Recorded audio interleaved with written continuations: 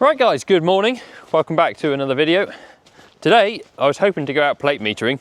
I still am hoping to go out plate metering and measure the farm, sort of getting ready for turning cows out in probably 3 weeks time, hopefully. And we've run across a couple of issues so far.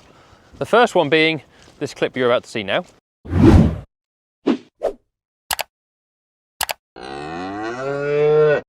I'd like to be going plate metering, but my plate meter stopped working. This is absolutely jam solid. I think a piece of that has broken off, if you can see there, and gone inside the sleeve. So none of this will retract at all, it won't go up and down, won't bounce like it's supposed to, which is very, very annoying. Not an ideal start to the day, this. Right, we're getting somewhere, sports fans. This is absolutely covered in sand, and I'm pretty sure it's something to do with this piece that's missing there, getting stuck down inside, because you can see all these filings. I've managed to get it sliding, so that is good. So I just need to clean it up. I need to find a rag. Got some WD-40, man's best friend. So the plate meter had seized up. There was a fair bit of sand in there. There also seems to be a chunk of steel missing off the bottom of the plunger, which is odd. It's almost like it's had a bit of a collision with something. But anyway, managed to free that up.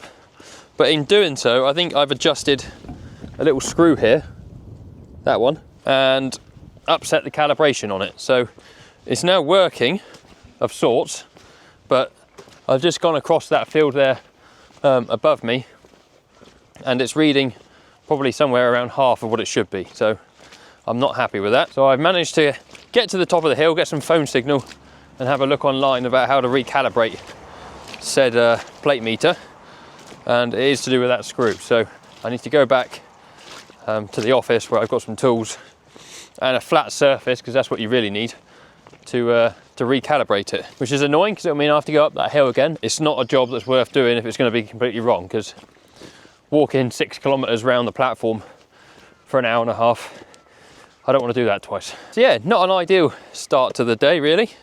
Rob's gone away this morning, and like usual, when Rob goes away, something goes wrong. And like a plate meter, you can't really get too much wrong with it. It just bounces and gives you a reading, but I'm good at things like that. Anyway, let's go back to the office and see if we can run a calibration on it. Quick visit in the tank whilst we're passing. Had milk collected this morning, 19344. Things you'd love to see. Right, Gus, see if we can fix this, shall we? Ah, Andrew's dropped us in a new hopper. Right, I think we're getting somewhere. So this is now calibrated, supposedly. It says 0. I just need to test it a few times, but if we very gently run this up and down, so that says 6,000, and then you should be able to reset like that. Let's do a little one. Yes. Boys, I think we're back in action. That was actually a lot easier than I was expecting. So thank you, GenQuip. Your website is very easy to navigate and use. So now I can go plate walking. Right, it's not going that well, to be honest. I've done 1, 2, 3, 4 paddocks with the plate meter after calibrating it, and it is just nowhere near correct. Even though I've done the calibration and on the screen it's saying the right thing during the calibration process, like I've plate metered grass enough times to know that there is far more grass in this paddock behind me than 1,400 kilos of dry matter per hectare, which is what the plate meter is telling me.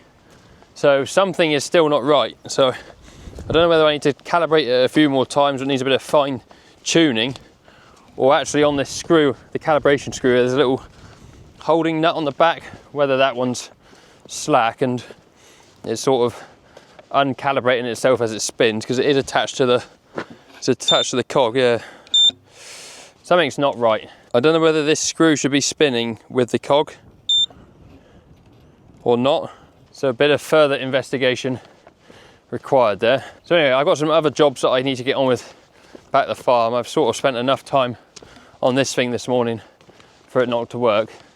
But it's a real shame, because say we're about 3 weeks away from letting the cows out for the first time, and I want to get a good understanding of what grass is ahead of them, which is really important for our sort of system. Just not ideal. I might see if I can borrow a neighbour's plate meter on Monday and go out with that one and just see, perhaps put them side by side and see what they're reading. Yeah, I'd either borrow theirs for the day and and use theirs, or use theirs to calibrate ours, if you know what I mean. Right, somewhere on the end of this wire rope here, there was a pump that we need to extract.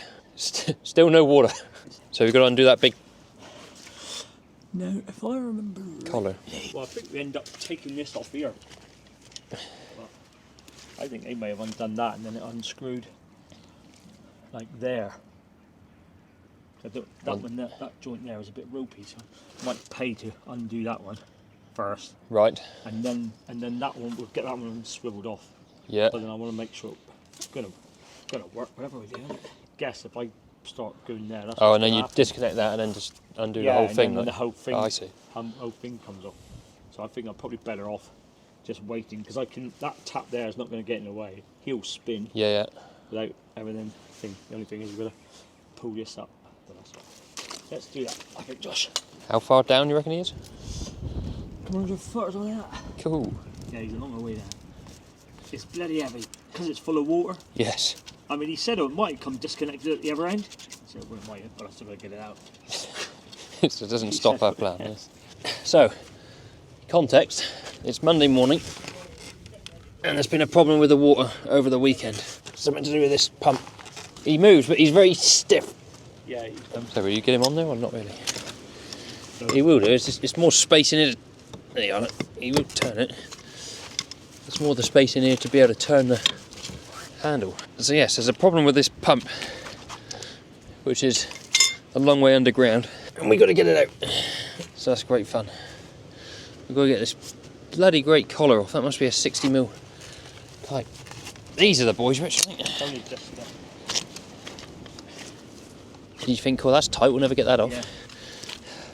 I can collapse this block, can I? Don't need him there, do we? Yeah, you can do, yeah. Because that would help a lot if he wasn't there. There we go. Ooh, hang on, the pipe, look. Oh, this thing's flexing. This one's turning as well, right? Okay. That's right. Now we're farming, look at that. Cool. Blue wires going out, When this comes off the collar, is he likely to try and fall down? Well, he might do. That's why Rosie's got in. I mean, he's not going to go very far. Okay, Rosie, you can let... Oh, actually, I'll let mine go. Can I let go or not? Not really. So I got... No, I don't want. No, that's right. What are we going to do with that then, to stop him from falling down? Well, I'm going to try and hold it and wiggle this out at the same time. There's no lifting in this. Oh, crikey. I'll try and move this out, we'll wiggle that, and hopefully it'll fall down. Rosie's got that one. Yeah. I mean, it doesn't normally go anywhere. I'm snagged. You go that way, then. That's it. There he goes. Something moved. I mean, he's a bugger to get on, bugger to get off. Yes. You wiggle it a bit, he pops off because he's like a... So he's straight. Hang on, Josh. I'll put it up. Oh, we're winning. Yep. There you go. That's it. He went a little bit. That's him, he's out. He's out, is he? He's out, Josh. Oh, hello, there he goes. That's it. No, my cap anyway? No? Yeah, no, he's on there. So that's how we did it.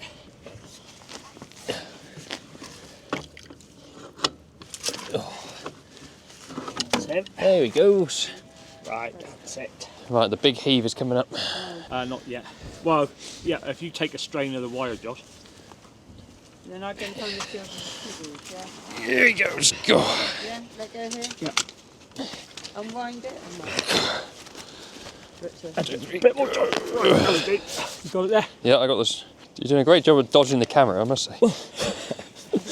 A lot of grip. Ready? We'll stop because Rosie will cut the wire. Right, okay. Ready? Oh, it's a lot of tape. You haven't used Right. tape. Yeah. We'll have a stop in a minute and follow the wire out. Me and Josh are trying to pull together. Yeah. There's more tape. Oh, hello, we got a different type of wire now. Hey! Ah, that's what's happening there. He come off. Come on. Pull him out. You hold yours bit, Josh. Yeah, I got the strain. Rosie, you need to drop yours a minute. Look, what's happening there? That's why you put the wire on. If I pull this out and just drop him on the concrete ridge, we can actually, yes, sorry Josh. Right, let's just pump it there for a minute. Yep. Take that wire. I'm going to chop that off there. So that's what's happening. Buggers broke away from their He's just snapped. housing, yeah. And their coupling. Snap clean off, like. Yeah. Probably just lie this down in the field altogether. Yes. Right. I'll take. Hang on. I got it. You got it. Yeah, I got him. You got him now? Yep. Well, hopefully they'll just put a new coupling on it. They'll just put a new coupling. So you ring up quick. They're on the way, aren't they? They're coming at 12. Well, from wherever he is. He'll ring up. I'll ring him up now. So. You might go back and get him. Take a photo of it. See, it's either that catches, Yeah. or our wire this will catch them down. But we'll sort all this out now. We'll get it all in a nice line. That can stay there as it is, I guess, can it? It's going to go back down like that, It's isn't it? going back down. Oh, could have been better. Could have been worse. Don't panic. Oh, well, that was good. At least we found a reason why that was doing that. Well, there's the problem, folks. Look at that. That's supposed to be connected there on there, obviously. And it appears to have sheared right off. So that's the pump that pulls the water out of that hole, which is very, very deep. Well, it's as deep as that pipe. A couple 100 feet or so, Richard said. And yeah, so that pumps the water out. And he was probably working, as in pumping, but nothing was happening because he's sheared off there, look. So hopefully that means it is as simple as them coming out. Richard's already called them. Come out and put a new coupling on between the pipe and the pump, and then just drop it back down the hole again and it'll work. We have got water at the minute, just not a lot. That's where he came out of, look, that hole. And there's a piece on here, that bit. And then if we want it, there's a tap on the end that we can feed a water trough for this field. So I'm just going to lay all this steel wire that was on it out nice and neat with the pipe, so when it goes back down, it's all in one nice, long, straight run. And we'll find something else to do. We have brake pressure. Richard's just going to move that bucket out my way. And the grand plan is straw chopper off, baby tanker on, empty some water out the ditch. I can't actually see the back of the straw chopper. Right. Guess we're okay. I'm all out of faith. This is how I feel. Cold and I am ashamed. Don't want to go, does he?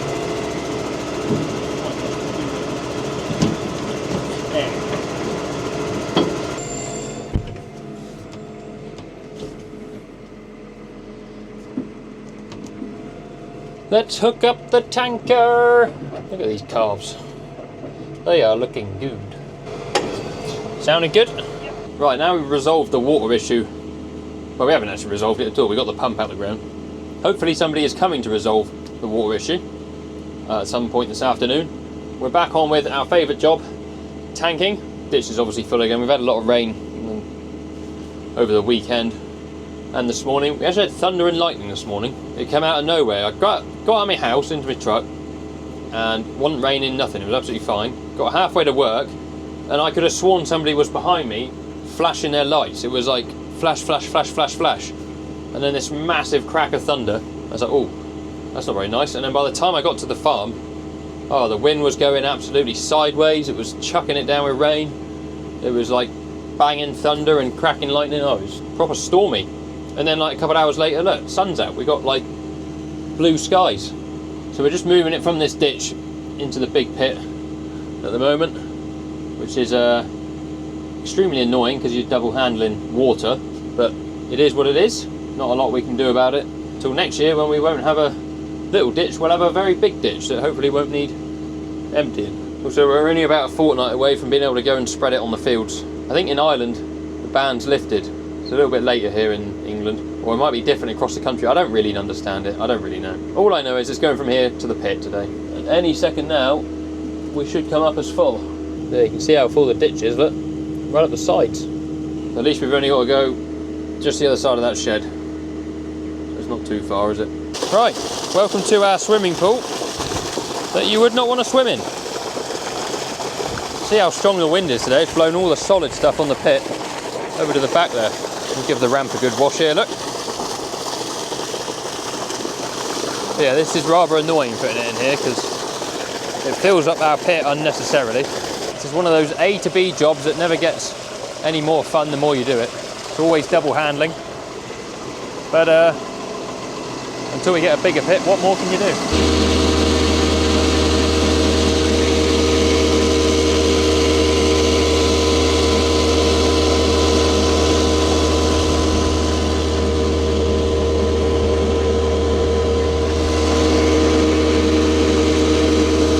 Can see it or not, but over there at the outlet or the inlet, whatever way you look at it, there is a fair degree of sand coming out, which is not ideal.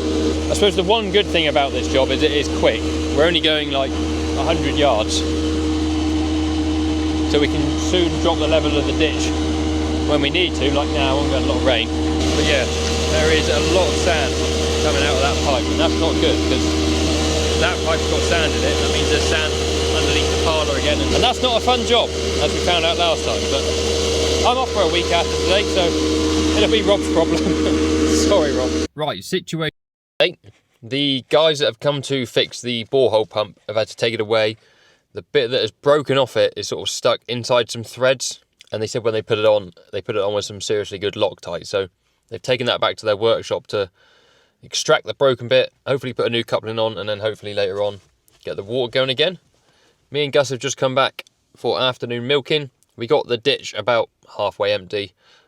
Need another day on that really to get that emptied right out.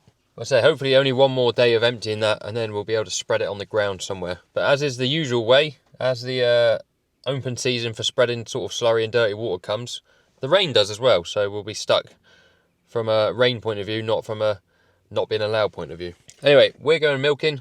Thank you very much for watching. Hope you've enjoyed the video, and we'll see you on another one very soon. Say cheerio.